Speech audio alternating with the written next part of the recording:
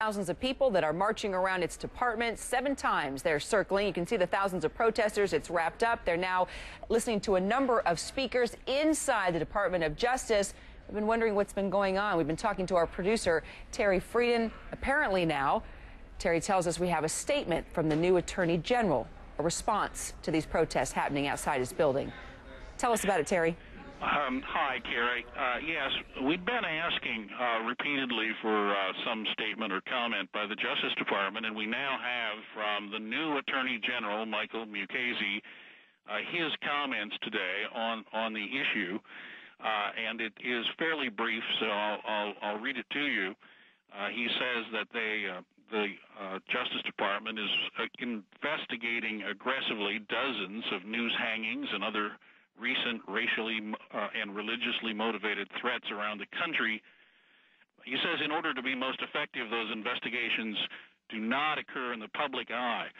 And then he says the Justice Department shares with those who demonstrate today their objective of bringing to justice those who commit criminal acts of hate, and it shares their vision of eradicating hate in our society.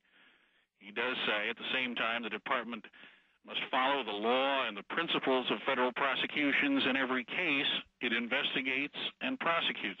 And although there are limitations and challenges in bringing successful hate crime prosecutions, he says that the department takes each case seriously and is prepared to vindicate the rights of the victims when prosecution is warranted by the facts and by federal law. This is Attorney General Michael Mukasey in his 4th day on the job, and then his concluding sentences are, the mission of the Justice Department's Civil Rights Division is as vital today as it was when it was created 50 years ago, and those who are marching here today should be commended for highlighting the issues of tolerance and civil liberties.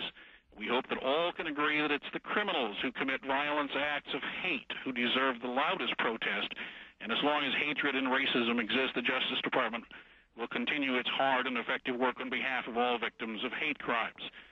And that's the statement basically in its entirety, and it is the first official statement that we've gotten at all relating to these events here today.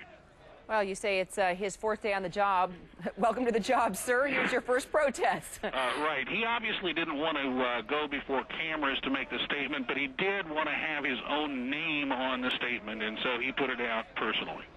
All right. Terry Frieden, inside the Justice Department there, our top producer. Appreciate it so much for getting that statement to us, Terry. We want to go back outside now where these live pictures are and check in with my co-anchor, Don Lemon, who's there at the rally. So, Don, have they, so the march, they're still marching. I thought they made the 7 times around, no? Kira, this is the last time around. Okay. The last time around, and they've actually opened traffic back up in some areas, but a lot of folks have gone back to Freedom Plaza because they completed 7 times. This part of the rally, though, still had one more time around. I think this is the last time. But I want to tell you, Quentin, Brandon, Roland, young people from Detroit, right? Yes. They drove all night, 8 hours to do this, didn't take a bus. Why were they inspired by this? Well, we take a look at that.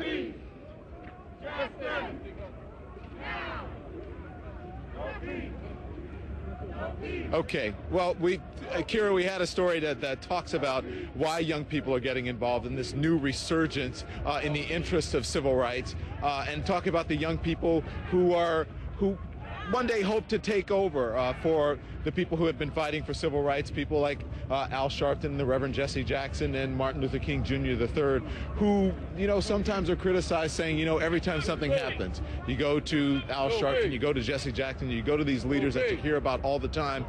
But we wanted to profile some young people who, at least one person who's doing something in his own right, who is a young person. And we also profile someone who went to the original 1963 march as well and talked about why this was so important. He felt that this was so important to do this, and the difference between this one and that one, and how young people have used the internet and how they have used the radio. People who are in power now and have that platform have used the radio in order to get these thousands and thousands of people marching here in Washington, and some would say, in effect, forcing a statement from the new Attorney General, which was just read by our producer, forcing a statement from Michael UCasey.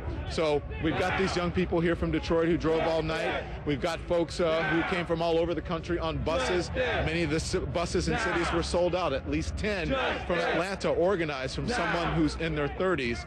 And so there you have it. Last time around, going back to the plaza, Kira, and we're going to talk to some more people who were inspired to come to this march.